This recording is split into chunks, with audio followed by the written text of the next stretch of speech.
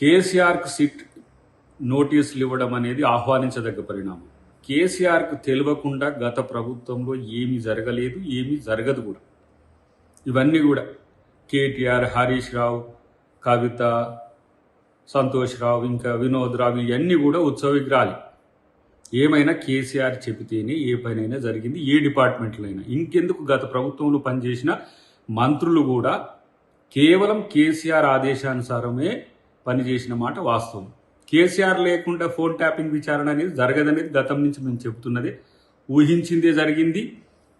ఏ BRS నాయకులు కేసీఆర్కు దగ్గరగా ఉన్న వాళ్ళు ఎవరైతే ఉన్నారో, ఎవరు కేసీఆర్కు దగ్గరైంది, కేటీఆర్ను విచారించినప్పుడు అదే, హరీష్ రావును విచారించినప్పుడు అదే, సంతోష్ రావును విచారించిన అదే, అధికారులను విచారించిన కేసీఆర్ పేరు చెప్పడం వల్లనే కేసీఆర్కు నోటీసులు వస్తున్న పరిస్థితి.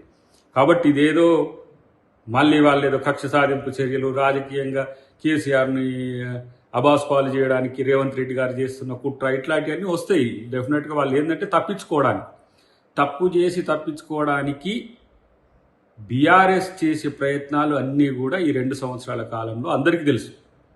దబాయింపులు తెలుసు, బెదిరింపులు తెలుసు, డైవర్ట్ టాక్టిక్స్ తెలుసు, వాళ్ళేదో పెద్ద స్కాములు బయటపెట్టినట్టు నటించుడు తెలుసు, లేకపోతే ప్రభుత్వం మీద ఏ విధంగా బురద జల్లాలనే ప్రయత్నం తెలుసు. కానీ కేసీఆర్కు తెలియకుండా ఎప్పుడు ఏది జరగదనేది మాలాంటి వాళ్ళకి తెలుసు, ముఖ్యమంత్రి గారికి తెలుసు, కాంగ్రెస్ పార్టీకి తెలుసు.